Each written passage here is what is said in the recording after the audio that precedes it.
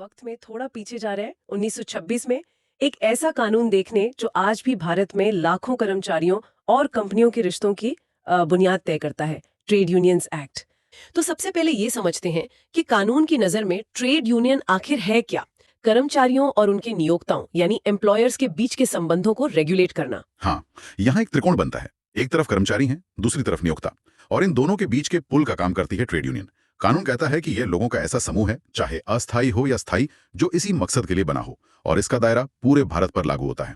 अच्छा, और इसी से जुड़ा एक और बहुत जरूरी कॉन्सेप्ट है ट्रेड डिस्प्यूट यानी व्यापार विवाद। हमारे दस्तावेज बताते हैं कि यही वो चिंगारी है जिसके जलते ही यूनियन को कानूनी सुरक्षा मिलनी शुरू होती है। इसमें किस तरह के विवाद आते हैं? देखिए, इसमें रोजगार से जुड़ी कोई भी बात आ सकती है, जैसे काम करने की शर्तें, सैलरी, छुट्टियां, या किसी को नौकरी पर रखने या निकालने का विवाद। और यहाँ एक गौर करने वाली बात है, कानून कर्मचारी या वर्कमैन की परिभाषा को बहुत व्यापक रखता है। इसमें वो लोग भी शामिल हो सकते हैं जो सीधे तौर पर उस कंपनी में काम नहीं कर रहे हैं जिससे विवाद है। अच्छा, मतलब ये इंडस्ट्री लेवल पर भी बात हो सकती है। बिल्कुल, ये इसके दायरे को बहुत बड़ा बना देता है। ठीक है, तो ये तो हुई नींव। अब आते हैं उस हिस्से पर जहां एक यूनियन का जन्म होता है। यह प्रक्रिया शुरू कैसे होती है? मुझे यहाँ कुछ दिलचस्प आंकड़े दिख रहे हैं। यूनियन बनाने के लिए कम से कम 7 लोगों को मिलकर आवेदन देना होता है। हाँ, 7 लोग मिलकर शुरुआत तो कर सकते हैं, लेकिन यूनियन को जिंदा रखने के लिए सिर्फ इतना काफी नहीं है। अच्छा। हाँ, कानून ये भी कहता है कि रजिस्ट्रेशन बनाए रखने के लिए यूनियन को हर समय उस इंडस्ट्री के कम से कम 10% कर्मचारियों या 100 कर्मचारियों का प्रतिनिधित्व करना होगा। दोनों में से जो भी कम हो। हाँ, जो भी कम हो, और वो 7 सदस्यों की न्यूनतम संख्या तो हमेशा ही होनी चाहिए। तो ये एक तरह का रियलिटी चेक है कि यूनियन वाकई में कर्मचारियों का प्रतिनिधित्व करती है या सिर्फ कागज पर मौजूद है। बिल्कुल, और हर यूनियन की अपनी एक नियम पुस्तिका, एक तरह का संविधान होना भी जरूरी है। कानून साफ साफ बताता है कि इस रूल बुक में क्या क्या होना चाहिए, जैसे यूनियन का नाम, उसका मकसद क्या है, सदस्यों की सूची कैसे रखी जाएगी, और सबसे जरूरी, उसके जनरल फंड का इस्तेमाल किन कामों के लिए होगा। इसी रूल बुक में मुझे एक बहुत ही दिलचस्प बात दिखी, सदस्यता शुल्क या सब्सक्रिप्शन फीस को लेकर। हाँ, और ये हमें 1926 के भारत की सामाजिक आर्थिक हकीकत की एक झलक देता है। कैसे? ग्रामीण मजदूरों के लिए ये सिर्फ 1 रुपए प्रति वर्ष है, असंगठित क्षेत्र के लिए 3 रुपए प्रति वर्ष, और बाकी सबके लिए 12 रुपए प्रति वर्ष। 1 रुपए प्रति वर्ष? हाँ, ये सिर्फ सहूलियत देने की बात नहीं है, ये उस दौर का एक क्रांतिकारी विचार था। कानून बनाने वालों का मकसद साफ था कि पैसे की कमी किसी खेतीहर मजदूर या कारखाने के कर्मचारी को संगठित होने के अधिकार से वंचित न कर पाए। वाह, ये तो वाकई एक गहरा दृष्टिकोण है।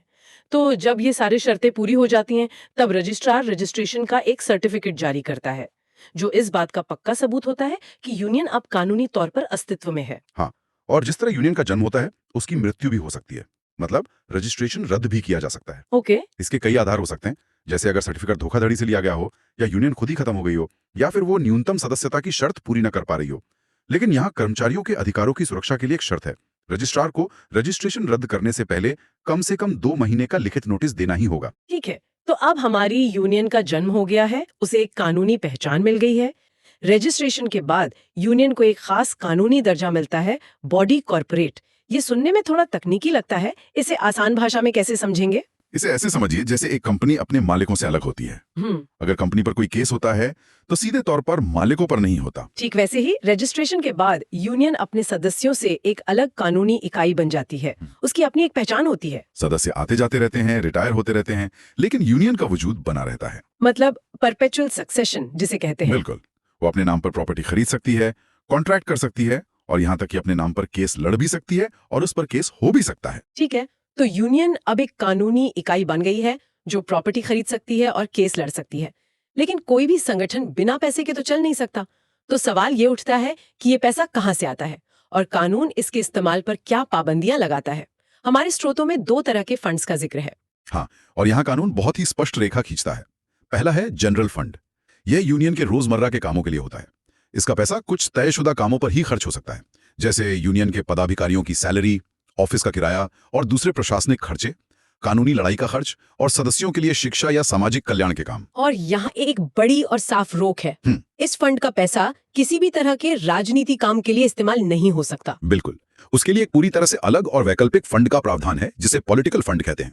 ये फंड नागरिक और राजनीतिक हितों को बढ़ावा देने के लिए बनाया जा सकता है, जैसे किसी उम्मीदवार के चुनाव का खर्च उठाना या राजनीतिक साहित्य का वितरण करना। पर इसमें एक शर्त भी है ना? हाँ, और वो सबसे महत्वपूर्ण शर्त है किसी भी सदस्य को इस फंड में योगदान देने के लिए मजबूर नहीं किया जा सकता, और अगर कोई सदस्य इसमें पैसा नहीं देता है तो उसे यूनियन से मिलने वाले किसी भी दूसरे लाभ से वंचित नहीं किया जा सकता। अच्छा, यह सदस्यों की व्यक्तिगत राजनीतिक स्वतंत्रता की रक्षा के लिए एक बहुत मजबूत प्रावधान है। ये तो कमाल का संतुलन है।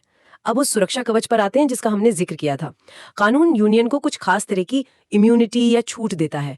इसका असल मतलब क्या है? यह इस कानून का दिल है। कानून में एक बहुत ही मजबूत सुरक्षा कवच दिया गया है। आमतौर पर अगर कुछ लोग मिलकर ऐसा कुछ करने की योजना बनाते हैं जिससे किसी कंपनी को नुकसान हो, तो उन पर आपराधिक साजिश यानी क्रिमिनल कॉन्स्पिरेसी का केस हो सकता है। राइट। लेकिन ये कानून कहता है कि अगर ट्रेड यूनियन के सदस्य अपने हक के लिए, जैसे बेहतर सैलरी की मांग के लिए कोई कदम उठाते हैं, तो उन पर सिर्फ इस बात के लिए ये केस नहीं चलेगा।